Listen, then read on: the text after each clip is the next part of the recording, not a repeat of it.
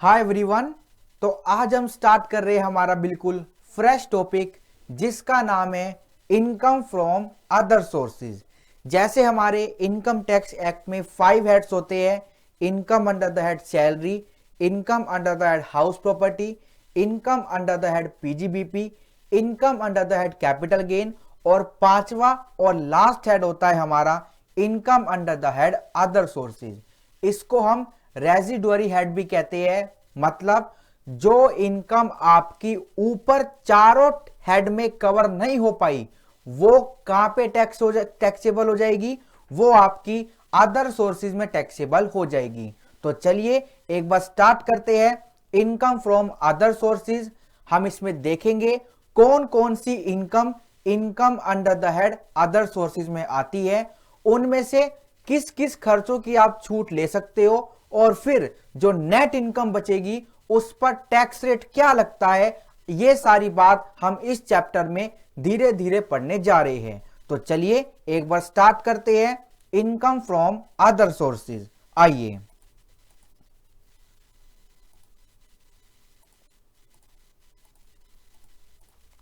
Yes please. तो आइए start करते हैं इनकम फ्रॉम अदर सोर्सेज।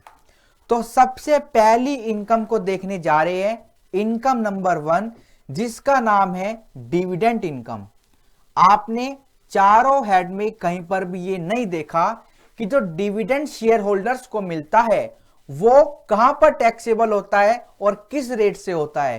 तो आइए income under the head other source की पहली इनकम को देखने जा रहे हैं, यानी dividend income. Section 56 subsection 2 clause I. आइए एक बार पढ़ते हैं। Section 2 subsection 22 clause A. देखो डिविडेंड है ना, डिविडेंड कई रूप में आपको मिल सकता है। डिविडेंड का पहला रूप हम देखने जा रहे हैं नॉर्मल कोर्स ऑफ बिजनेस, यानी आपको साल खत्म होने के बाद एजीएम में जो भी डिविडेंड डिक्लेयर्ड होता है उसकी टैक्सेबिलिटी आपकी income under the head other sources में आती है। आइए पढ़ते हैं। Distribution of accumulated profits entailing the release of company's asset. आइए पढ़ते हैं। Any distribution of accumulated profits, इकट्ठा हुआ प्रॉफिट में से अगर आप कंपनी के मालिक को कुछ हिस्सा देते हो तो उसको क्या कहते हैं, डिविडेंड कहते हैं। वेदर कैपिटलाइज और नॉट, चाहे आपने इसको कैपिटल रिजर्व में डाला है या नहीं डाला, इससे कोई फर्क नहीं पड़ता। जितना भी आपका एक्यूमुलेटेड प्रॉफिट है, वेदर रेवेन्यू वेदर कैपिटल, सब में उसमें से अगर आपने कोई प्रॉफिट शेयर होल्डर को बांटा तो वो क्या है, डिविडेंड है।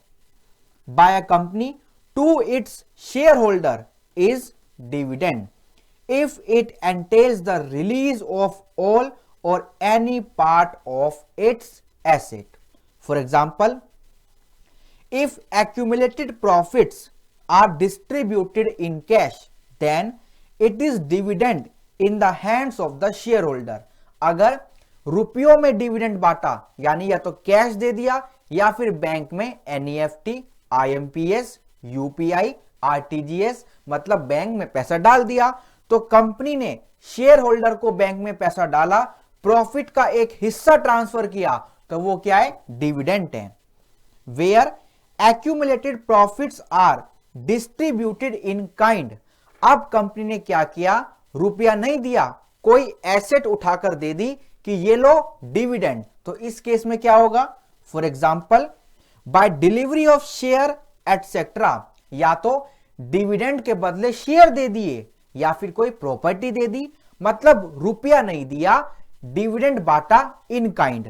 एंटेलिंग the release of company's asset, then market value of such share on the date of such distribution is deemed as dividend in the hands of the share holder. जिस दिन company ने शेयर होल्डर को cash नहीं दिया, कुछ kind में दिया, जैसे शेयर दे दिए, कोई प्रॉपर्टी दे दी, कोई पंखा दे दिया, कोई लैपटॉप दे दिया, कोई कंप्यूटर दे दिया, तो जिस डेट को दिया उस डेट पर फेयर मार्केट वैल्यू निकाली जाएगी उस एसेट की, और उस फेयर मार्केट वैल्यू को हम क्या मानेंगे कि शेयर होल्डर को डिविडेंड मिला है और शेयर होल्डर को टैक्स देना पड़ेगा उस डीम्ड डिविडेंड पे। ठीक है, चलिए आगे चलते हैं। अब डिविडेंड का दूसरा रूप देखते हैं, सेक्शन 2 सबसेक्शन 22 क्लोज बी। इसका मतलब क्या है, आइए पढ़ते हैं। Distribution of debentures, deposit certificate किसको, शेयर होल्डर्स को, एंड आपने बोनस शेयर दिए किसको, प्रेफरेंस शेयर होल्डर को, तो ये भी क्या है, डिविडेंड है। ठीक है, अगर आपने अपने शेयर होल्डर को डिबेंचर दे दिया या फिर डिपॉजिट सर्टिफिकेट दे दिए या फिर बोनस शेयर दे दिए अपने ही प्रेफरेंस शेयर होल्डर को, तो हम क्या मानेंगे कि आपने डिविडेंड दिया है शेयर होल्डर को और शेयर होल्डर्स को टैक्स देना पड़ेगा income under the head other sources में। आइए पढ़ते हैं। Any distribution to its shareholder by a company of debentures या फिर डिबेंचर स्टॉक या फिर deposit certificate in any form whether with और विदाउट इंटरेस्ट, या तो उन डिबेंचर पे इंटरेस्ट है या फिर नहीं है, कोई फर्क नहीं पड़ता। And any distribution of bonus share to preference shareholder, या फिर कंपनी क्या कर रही है, प्रेफरेंस शेयर होल्डर को बोनस शेयर इशू कर रही है, तो वो भी क्या है, dividend. To the extent to which the company possesses accumulated profit. याद रखना, कंपनी डिविडेंड सिर्फ और सिर्फ अपने प्रॉफिट में से दे सकती है, उससे बाहर एक भी रुपया डिविडेंड का नहीं जाएगा। अगर प्रॉफिट है 100 करोड़ रुपए का तो आप अप टू 100 करोड़ का डिविडेंड बांट सकते हो। अगर प्रॉफिट है 1 लाख रुपए का तो 1 लाख तक आप डिविडेंड बांट सकते हो। बट अगर प्रॉफिट जीरो है, एक्यूमुलेटेड प्रॉफिट जीरो है, तो आप कोई भी डिविडेंड का रुपया मत बांटना शेयर होल्डर में, ये सही नहीं होगा। और ना ही शेयर होल्डर मांग कर सकते हैं डिविडेंड की, क्योंकि जब कंपनी के मालिक को खुद दिख रहा है कि प्रॉफिट तो हुआ ही नहीं, तो वे डिविडेंड नहीं मांगेंगे। वेदर कैपिटलाइज और not will be deemed as dividend. The market value of such bonus share is deemed as dividend in the hands of preference shareholder. Preference shareholders को bonus share मिले हैं, तो जिस दिन bonus share उनको मिले, हम उस दिन पर बोनस शेयर की मार्केट वैल्यू निकालेंगे और उस मार्केट वैल्यू को हम क्या मानेंगे कि शेयर होल्डर को डिविडेंड मिला है, और शेयर होल्डर को उस मार्केट वैल्यू को डिविडेंड मानकर टैक्स देना पड़ेगा income under the head other sources में। नोट देखते हैं, bonus share given to equity shareholders are not treated as dividend. बहुत अच्छी लाइन है।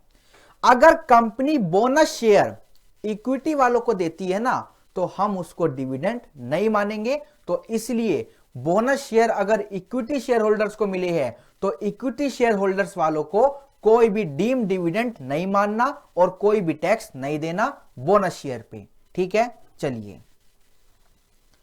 डिविडेंड का तीसरा रूप देखते हैं।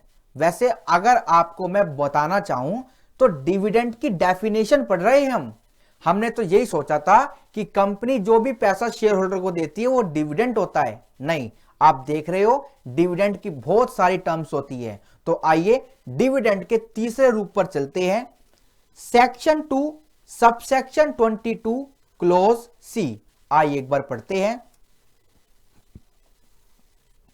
Distribution on liquidation, any distribution यानी बंटवारा मेड टू शेयर होल्डर्स, किसको दिया, शेयर होल्डर्स को, ऑफ अ कंपनी, एक कंपनी के, ऑन इट्स लिक्विडेशन, कंपनी का वाइंडिंग अप हो रहा है, कंपनी खत्म हो रही है, कंपनी क्लोज हो रही है, कंपनी का लिक्विडेशन हो रहा है, तो जो भी शेयर होल्डर्स को पैसा मिलेगा वो भी क्या होगा, डिविडेंड होगा। और to the extent to which the distribution is attributable to the accumulated profits, share holder को जो पैसा मिलेगा, जितना accumulated profit, जितना इकट्ठा प्रॉफिट वेदर कैपिटलाइज और नॉट, जो भी बैलेंस शीट में होगा उस तक का पैसा शेयर होल्डर को मिलेगा, उससे आगे का नहीं मिलेगा। Of the company immediately before its liquidation whether capitalise और not is deemed to be the dividend income of the share holder. आप देख रहे हो कि शेयर होल्डर को मिलने वाला पैसा डिविडेंड है, बट कुछ और चीजें भी होती है जिनको हम क्या मानते हैं, डीम्ड डिविडेंड। तो ये क्लोज आपको याद रखनी है। आइए पढ़ते हैं note. Any distribution made out of the profits of the company after the date of liquidation cannot amount to dividend, it is a repayment towards capital. Company बंद हो गई, कंपनी का लिक्विडेशन फाइनल हो गया, उसके बाद जो payment हो रही है शेयर होल्डर्स को, उसको डिविडेंड मत मानना। वो क्या है, वो सिर्फ कैपिटल का रीपेमेंट है जो शेयर होल्डर ने कंपनी के जन्म पर पहले दिन पैसा लगाया था, उसकी वापस पेमेंट कर रही है company after date of liquidation. But अगर पेमेंट बिफोर या ऑन लिक्विडेशन होती है तो वो शेयर होल्डर का क्या है, डीम्ड डिविडेंड। देखो मेरे शब्दों को और मेरे नोट्स को अच्छे से पढ़ना, कोई भी दिक्कत नहीं आएगी। चलिए आगे चलते हैं। ठीक है, तो डिविडेंड का चौथा रूप देखते हैं, डिविडेंड क्या होता है। Section 2 subsection 22 D, distribution on reduction of capital. Any distribution to its share holder by a company on the reduction of its capital to the extent to which company possessed accumulated profit whether capitalized or not shall be deemed to be the dividend। Company अपनी liability कम करना चाहती है, अपनी share capital कम करना चाहती है, तो share capital कम कर रही है और शेयर होल्डर को वापस पैसा दे रही है। तो जितना भी पैसा प्रॉफिट में से दे रही है वो क्या है, शेयर होल्डर का डिविडेंड है। ठीक है जी, चलिए आगे चलते हैं। डिविडेंड का पांचवा रूप देखते हैं, सेक्शन 2 सबसेक्शन 22 क्लोज ई, और इसको याद रखना वेरी वेरी वेरी इंपॉर्टेंट। आइए पढ़ते हैं। इसमें आपको फर्दर पार्ट्स पढ़ने हैं, तो मैं यहां पर ए पार्ट लिख देता हूं। Advance or loan by a closely held company to its share holder. सबसे पहले देखते हैं कि ये क्लोजली हेल्ड कंपनी क्या होती है। क्लोजली हेल्ड कंपनी, तो क्लोजली हेल्ड कंपनी वो होती है, क्लोजली हेल्ड कंपनी वो होती है अगर शेयर होल्डर के पास, अगर शेयर होल्डर के पास क्या है, कंपनी में राइट्स है, अधिकार है, कितने के, 10% या फिर उससे ज्यादा। तो लिखेंगे 10% या उससे ज्यादा। आइए एक बार पढ़ते हैं। Any payment by a company in which the public are not substantial interested, यानी कि प्राइवेट कंपनी की बात हो रही है, पब्लिक लिमिटेड की बात नहीं हो रही। Of any sum by way of advance or loan to any share holder, पैसा किसको जा रहा है, शेयर होल्डर को।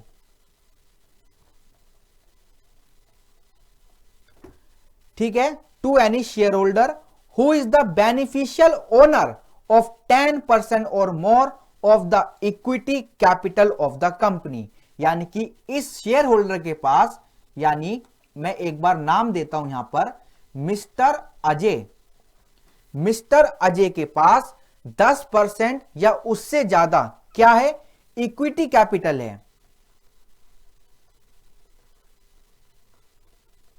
ठीक है, इक्विटी कैपिटल है किसकी, यहां पे कंपनी को नाम दे देता हूं एबीसी लिमिटेड। मिस्टर अजय के पास 10% या उससे ज्यादा के इक्विटी शेयर कैपिटल है एबीसी लिमिटेड की, और ये एबीसी लिमिटेड मिस्टर अजय को क्या दे रही है, मिस्टर अजय को लोन या फिर एडवांस दे रही है। ठीक है, दूसरे पेन से लिखेंगे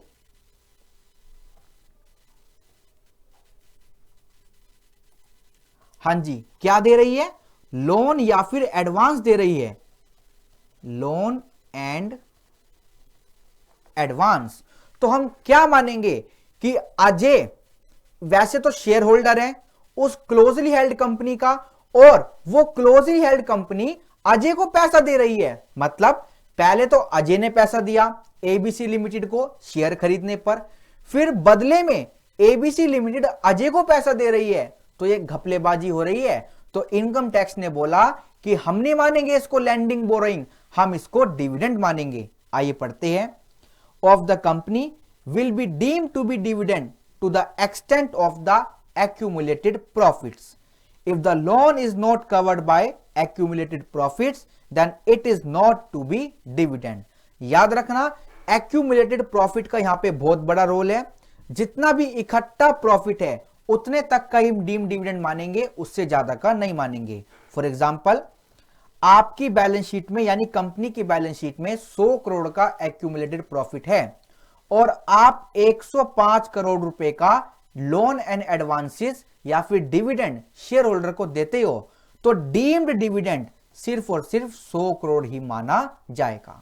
ठीक है, चलिए, तो आप मतलब समझे, अजय के पास पहले ही 10% वोटिंग राइट है एबीसी लिमिटेड में, और एबीसी लिमिटेड अजय को पैसा दे रही है। पहले तो अजय से लिया, अब अजय को वापस लोन दे रही है, तो ये गलत है। ये टैक्स प्लानिंग कर रहे हो आप, टैक्स इवेजन कर रहे हो। तो अजय ये आपका क्या है? ये आपका डीम्ड डिविडेंड है और आपको टैक्स देना पड़ेगा। तो ये अजय का क्या है? डीम्ड डिविडेंड है। आइए आगे पढ़ते हैं B part. Any payment by a company in which the public are not substantial interest, यानी प्राइवेट लिमिटेड की बात हो रही है। पीछे भी किसकी बात हो रही थी? प्राइवेट लिमिटेड की बात हो रही थी। तो यहां पे लिख देता हूं एबीसी लिमिटेड, प्राइवेट लिमिटेड की बात हो रही है, पब्लिक लिमिटेड की बात नहीं हो रही। ठीक है, आगे पढ़ते हैं।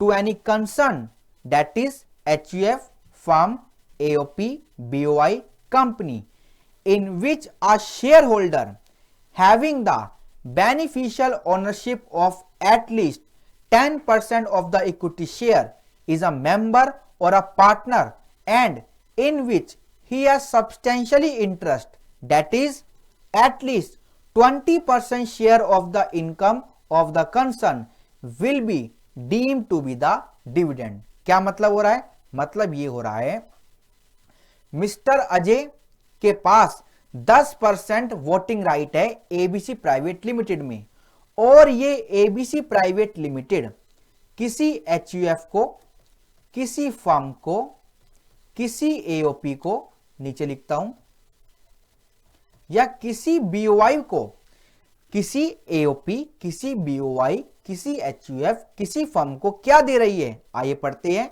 कोई पेमेंट कर रही है, किस लिए?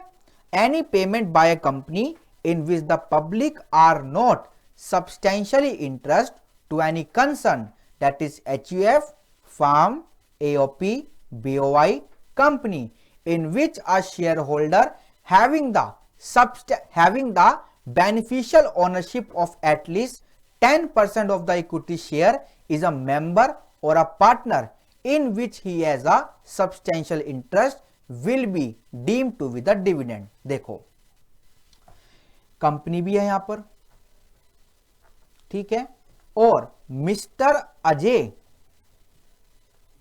हैविंग 20% और मोर वोटिंग राइट्स ऑब्लिक प्रॉफिट। मतलब क्या हो रहा है? मतलब यह है मिस्टर अजय के पास 10% या उससे ज्यादा इक्विटी शेयर कैपिटल है एबीसी प्राइवेट लिमिटेड की। तो मिस्टर अजय और एबीसी प्राइवेट लिमिटेड आपस में क्या है? क्लोजली हेल्ड कंपनी, और ये क्लोजली हेल्ड कंपनी पेमेंट दे रही है किसको? आइए आपको एक बार बताता हूं दूसरे पेन से। हां जी, ये एबीसी प्राइवेट लिमिटेड पैसा दे रही है, किसी भी चीज का पेमेंट कर रही है एचयूएफ को या फिर फर्म को या फिर एओपी को या फिर बीओआई को या फिर कंपनी को, और इन एचयूएफ, इन फर्म, इन एओपी, इन बीओआई, इन कंपनी में मिस्टर अजय का भी हित जुड़ा हुआ है। मिस्टर अजय के पास 20% या उससे ज्यादा के वोटिंग राइट है कंपनी की केस में, या फिर प्रॉफिट है एचयूएफ, फर्म, एओपी और बीओआई के केस में, तो क्या होगा, हम ये मानेंगे अल्टीमेटली फायदा किसको हो रहा है, अजय को हो रहा है, और अजय के लिए हम ये मानेंगे कि ये डीम्ड डिविडेंड है। ठीक है, बात समझ आई। चलिए आगे चलते हैं। Also any payment bye such a closely held company on behalf of or for the individual benefit of any such shareholder will also be deemed to be the dividend. However, in both the cases, the ceiling limit of dividend is to the extent of accumulated profit. अब क्या मतलब हो रहा है, मतलब ये हो रहा है कि अगर पेमेंट हो रही है, कौन कर रहा है, क्लोजली हेल्ड कंपनी कर रही है, किसको कर रही है, held company on behalf of or for the individual benefit of any such shareholder will be deemed to be the dividend. However, in both cases, the ceiling limit of dividend is to the extent of accumulated profit. आगे चलते हैं। ए part हमारा ये था, B part हमारा ये था, और सी पार्ट हमारा ये है। तो सी पार्ट में हमने क्या पढ़ा कि मिस्टर अजय के कहने पर अगर किसी को पेमेंट हो रही है तो हम क्या मानेंगे कि अजय तुम्हारा ये डीम्ड डिविडेंड है on behalf of or for the benefit of individual of such share holder. तो आइए पढ़ते हैं। सी क्या है, payment to any individual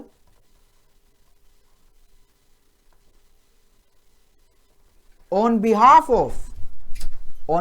of Ajay. तो ये भी क्या है, ये भी क्या है, डीम्ड डिविडेंड है, किसका, अजय का।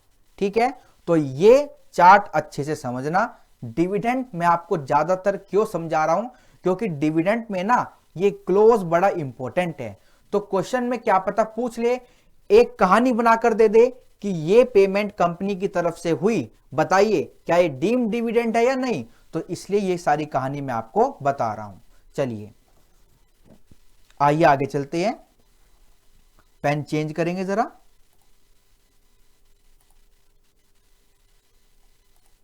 हां जी, exception, the following payments or loan given would not be deemed as dividend. ये भी बड़ा इंपॉर्टेंट है। अब हमको नीचे ये लिखा मिल रहा है कि जो नीचे दी गई पेमेंट है ना, इसको डीम्ड डिविडेंड मत मानना। आइए पढ़ते हैं। If the loan is granted in the ordinary course of it business and lending of money is a substantial part of company's business, then the loan or advance to a share holder or to the specified concern is not deemed to be the dividend. अरे अगर company खुद HDFC private limited है तो उसका तो काम ही loan देना है, तो हम ये नहीं मानेंगे कि एचडीएफसी ने डिविडेंड बांटा अपने शेयर होल्डर को, या फिर शेयर होल्डर की फर्म को, या फिर शेयर होल्डर के कहने पर किसी को। ठीक है।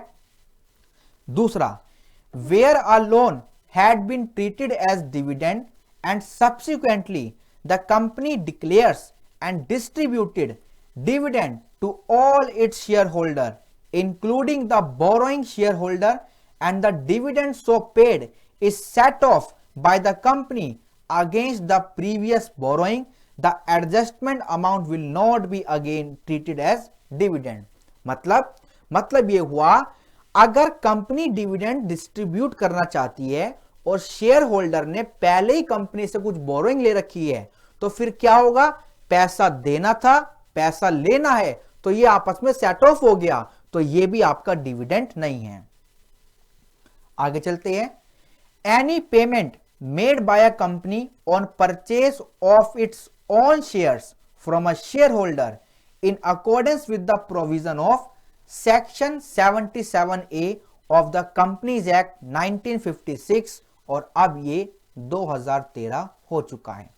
अगर कंपनीज एक्ट का पालन करने के बाद कोई कंपनी अपने शेयर को मार्केट से वापस खरीदती है और शेयर होल्डर को पैसा देती है तो ये बायबैक है, ये आपका ये नहीं माना जाएगा कि डिविडेंड है। मतलब आप मिस्टर अजय से अपने शेयर वापस ले रहे हो और बदले में उसको पैसा दे रहे हो, तो जो ये पैसा आप दे रहे हो ना अजय को, ये उसका डिविडेंड नहीं है, तो इसको डिविडेंड मत मानना।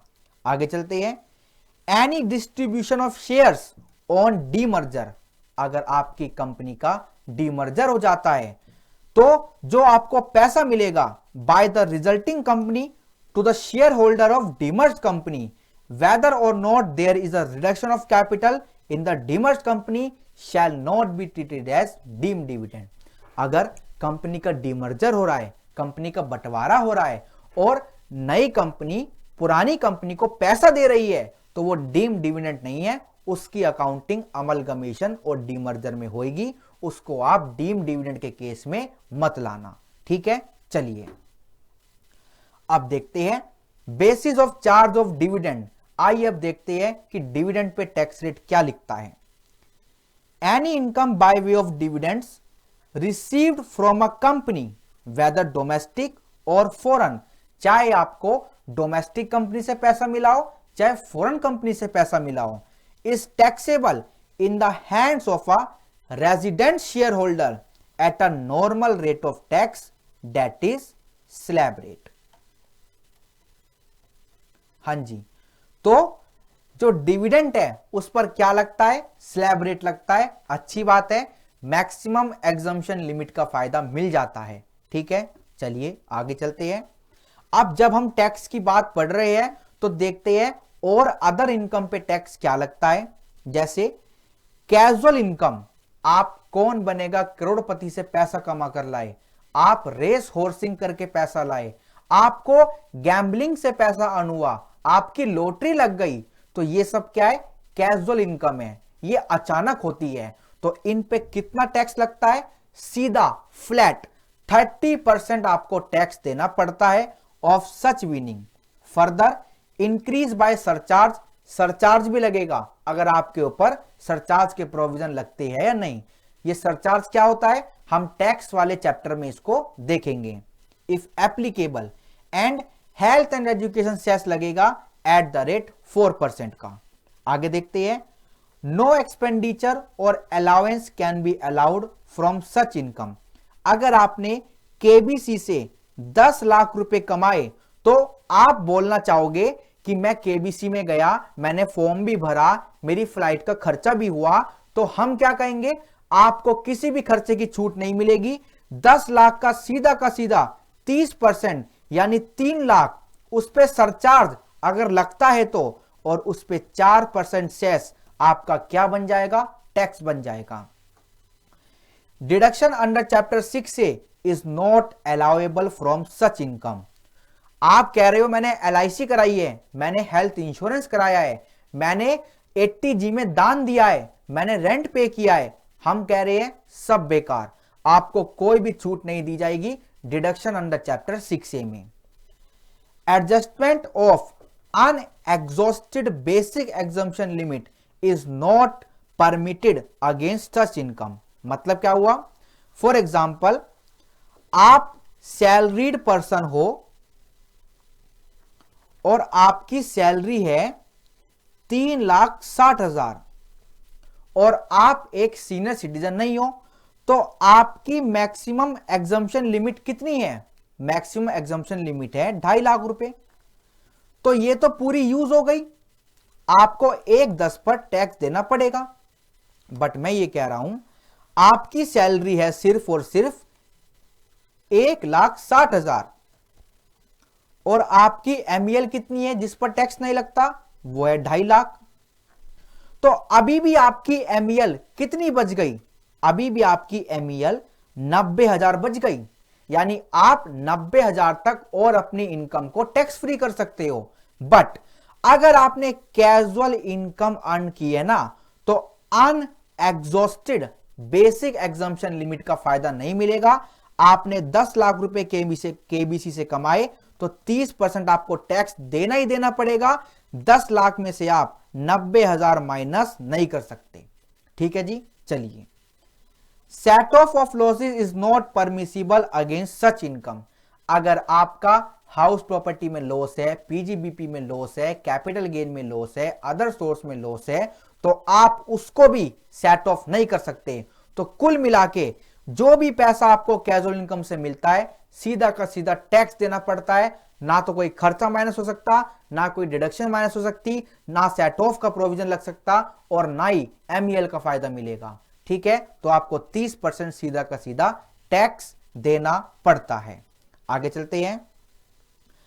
Unexplained cash credit, investment, money, bullion, jewellery etcetera, expenditure etcetera refer to in section 68 to 69 और 69D। क्या मतलब है? आपने शादी कराई अपनी बेटी की, शादी में लगाए 5 करोड़ रुपए, इनकम टैक्स वाले वहीं पर खड़े थे और गुलाब जामुन खा रहे थे। तो इनकम टैक्स वालों ने पूछा, भाई साहब ये 5 करोड़ रुपए कहां से आए? आप उनको बता नहीं पाए क्योंकि वो तो ब्लैक मनी है। तो ये क्या है? Unexplained expenditure. ठीक है। दूसरा, इनकम टैक्स वाले आपके घर में आए और आपके घर में कैश, ज्वेलरी, ब्यूलियन, एसेट पाया गया और आपसे पूछा गया कि इनको खरीदने का पैसा कहां से आया या फिर ये कैश कहां से आया, आप बता नहीं पाए। तीसरा, आपने इन्वेस्टमेंट कर रखी है, आपने इन्वेस्टमेंट कर रखी है, आपका बैंक में पैसा है, आपने लोगों को दान दे रखा है, मतलब एडवांस दे रखा है, बोरोइंग दे रखी है, ये सब कहां से आया, ये सब कहां से आया, आप बता नहीं पाए। तो इन सब को हम क्या बोलेंगे? अनएक्सप्लेन्ड। अनएक्सप्लेन्ड। और ये आपकी अनएक्सप्लेन्ड इनकम हो जाएगी और फिर आपको इस पे हैवी टैक्स देना पड़ेगा। कितना? 60% तो आपका नॉर्मल टैक्स हो गया, उसके बाद प्लस 25% आपको सरचार्ज देना पड़ेगा। 60% प्लस 25% आपको सरचार्ज देना पड़ेगा और उसके बाद 4% आपको हेल्थ एंड एजुकेशन सेस देना पड़ेगा। तो कुल मिला के 78% आपको टैक्स देना पड़ेगा। और अगर गलती से आप असेसी इन डिफॉल्ट घोषित हो गए तो पेनल्टी भी लग जाएगी। तो शादी में ज्यादा खर्चा मत करना। अगर इनकम टैक्स वाले आ गए तो आपसे टैक्स की रिकवरी करेंगे और आपको जेल में डाल देंगे। ठीक है, आइए पढ़ते हैं। 60% of such income plus surcharge at the rate 25% of tax and cess. Effective rate of tax is 78% including health and education cess at the rate 4%। आगे देखिए। No deduction is allowable in respect of any expenditure or allowance against such income. आप कह रहे हो कि मेरी जो investment है वो 1 करोड़ की है, ठीक है, इसको करने के पीछे 10 लाख रुपए का खर्चा भी तो हुआ है, तो कोई खर्चे की छूट आपको नहीं मिलेगी। इस 1 करोड़ पे सीधा का सीधा 78% से टैक्स देना पड़ेगा। Set of losses is not permissible against such income. Set of के प्रोविजन भी नहीं लगा पाओगे। आप बोल रहे हो कि 1 करोड़ रुपए अनएक्सप्लेन्ड है ना, मेरा बिजनेस से लॉस है 50 लाख का, उसको सेट ऑफ कर लेते हैं और रिमेनिंग पे टैक्स दे देता हूं। नहीं, 1 करोड़ पे टैक्स देना ही देना पड़ेगा हर हाल में। अब अदर इनकम जो है आपकी, उस पर नॉर्मल रेट ऑफ टैक्स लगेगा, यानी कि स्लैब रेट लगेगा।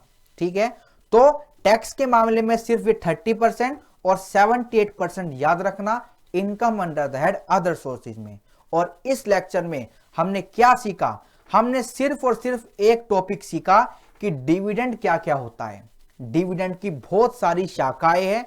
डिविडेंड एक वो पेड़ है जिसकी बहुत सारी डालियां हैं, तो हमने एक एक करके उन डालियों को देखा। ये सब डिविडेंड है और शेयर होल्डर को टैक्स देना पड़ेगा। तो income under the head other sources में पहली इनकम खत्म होती है। इसके बाद अगले लेक्चर में बाकी की इनकम को देखेंगे, फिर खर्चों को देखेंगे और ये चैप्टर खत्म हो जाएगा। ओके, चलिए, थैंक यू सो मच।